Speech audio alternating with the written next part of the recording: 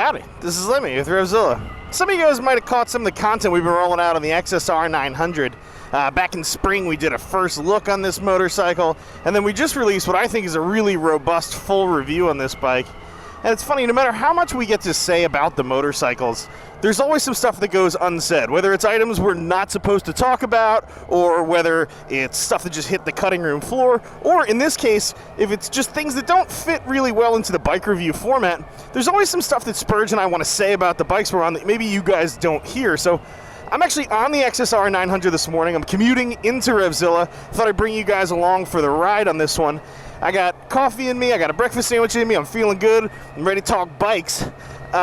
You know, and it's funny, the things I want to talk about today are actually, they're related to the XSR900 in that the XSR900 caused them, but they're not really directly dealing with this motorcycle. And I've been thinking about most of this stuff really since I found out about these bikes even existing. So one of the things I think we can all agree on is that it's a little strange the XSR900, the more retro-oriented bike, has some features that the RevZilla does not. Normally you would expect a more sport-oriented bike to have those features, but that's not the case here.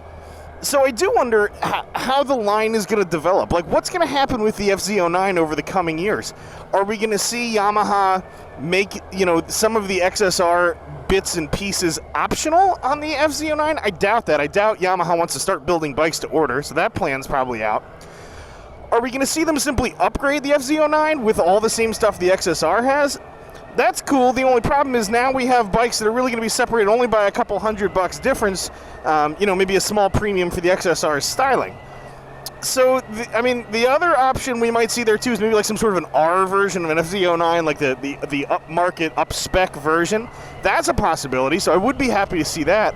But what I'm concerned about is that Yamaha's not going to do anything at all. I'm surprised. I have this worry that they're just going to leave things exactly as they are, and that's kind of a bummer. And this is sort of selfish of me, but for people who are like me, who I'm drawn to the RevZilla styling. I like the position a little bit better on that bike.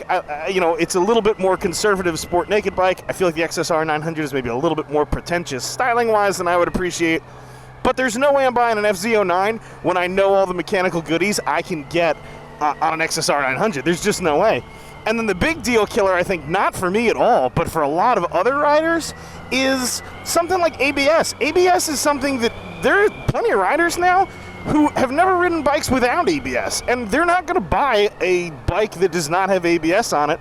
I don't blame them. Hey, it's 2016. Like, you should be able to get ABS on a motorcycle, especially if it's an option on a related model. So I'll be really curious to see how the RevZilla develops here. Now, the other thing rolling around my head too, and this is a sentiment that's been shared before. I'm not alone in thinking this. I'm not the first guy to think this, but where is the XSR700? We saw so many beginning riders who were interested in the XSR900, but they don't realize this bike's not for them. They don't realize how fast this bike is and how inappropriate it is as a beginner machine. The thing that gets me, I guess, is that this bike already exists. Yamaha doesn't need to like put in a whole bunch of research. This bike already exists, and you know it's meeting European emission spec right now. So presumably, it could meet American emission spec very simply as well. Like, it doesn't seem like it would be a big deal to introduce that bike here. So what I'm sort of wondering in the back of my head is if perhaps Yamaha understands, you know, that there's only a limited amount of buyers for both bikes, the 700 twins and the 900 triples. And I'm wondering if they think it's going to be too close to comfort to have the four bikes, XSR900, XSR700, RevZilla, RevZilla7. So I'll be curious to see what comes of that, and if we actually get the XSR700 here. I'm just wondering where they're going. The retro market's smoking hot right now. I don't need to tell you guys that. I certainly don't need to tell Yamaha that. I mean, look at the XSR900. You've got the SCR. Spursy was just out test riding that bike. The retro market's just on fire right now. There's all sorts of reasons to bring the XSR700 here.